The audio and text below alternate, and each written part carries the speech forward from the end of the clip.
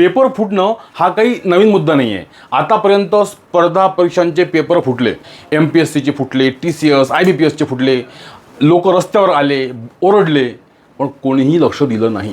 तात्पुरती कारवाई केली आणि ज्यांनी पेपर फोडला त्यांचं काय झालं हे कोणालाही माहीत नाही. आज चक्क नीटचा पेपर फुटला. ज्या पेपरला राबवायला 400 कोटी गव्हर्नमेंटचे खर्च झाले. आता ज्या नालायकांनी आपल्या मुलांसाठी पेपर फोडला, तिथले प्रश्न बाहेर काढले, त्या नालायक पालकांना हे समजलं पाहिजे की आपल्या मुलांसारखेच इतरांचे मुलं आहे, गरीब जनता आहे, कामगार आहे, कुठं 2 पैशांसाठी रोज मजुरी करणारे लोक आहे, त्यांचीही मुलं अशी आहे की जे नीट परीक्षेत तुमच्या पोरांना टक्कर देऊ शकते. त्यांचं काय होईल? म्हणजे तुम्ही पेपर फोडला, तुम्ही पैसा खर्च केला, तुम्ही ते यंत्रणेला वेठीस धरलं, यंत्रणेत बसलेले हरामखोर या पेपर फुटीमध्ये सहभागी झाले. मग त्यामध्ये मंत्री असू दे किंवा एखादा मोठा अधिकारी असू दे किंवा तुमची पैशांवरची लॉबी असू दे, नुकसान हे सामान्य जनतेचं आहे, सामान्य विद्यार्थ्यांचं आहे. हे नुकसान कोण भरून काढेल?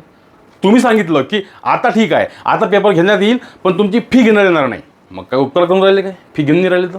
अरे 400 कोटी जर गव्हर्नमेंटचे खर्च झाले आणि पुन्हा 400 कोटी होणार आहे, हे कोणाचे होणार आहे? हे तुमचे आमचे होणार आहे, सामान्य पब्लिकचे होणार आहे, टॅक्स पेअरचे होणार आहे.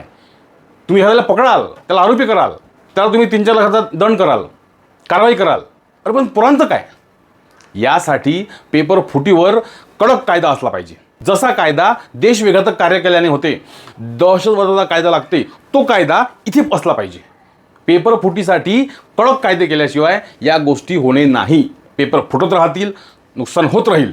अरे तुम्ही पेपरले पोरू येते तर त्याला बेल्ट पक्का नका घालू, बेल्ट नका घालू, घड्याळ नाही पाहिजे, हे नाही पाहिजे, पॅन्ट लूज पाहिजे, असं पाहिजे, तसं पाहिजे. तुम्ही हे नियम करता जसं की तो पोरगा बिचारा कोणीतरी क्रिमिनल आहे. तुम्हाला हेच आहे समजते, पण तुम्हाला जे अंदर बसलेले चोर आहे, त्या सिस्टीममध्ये बसलेले चोर आहे, हे काढता येत नाही काय? सरकार काय करून राहिलं? ही जी यंत्रणा ज्या मंत्रालयाच्या अंतर्गत येते ते मंत्री काय करून राहिले, सचिव काय करून राहिले, लॉबी काय करून राहिली? म्हणजे या पेपर फुटीमध्ये खालून पासून तर वरपर्यंत सगळे लोक आहे असं मानण्यास स्कोप आहे. अभ्यास, परीक्षा, पेपर या गोष्टी मुलांचं भविष्य ठरवणारे असतात आणि विद्यार्थी हा देशाचा कणा असतो, आधारस्तंभ असतो, आपण लहानपणापासून शिकतो. मग विद्यार्थ्यांच्या या भविष्यासोबत एवढी मोठी खिलवाड आणि हा एवढा गंभीर इश्यू असून त्यावर काहीच नाही.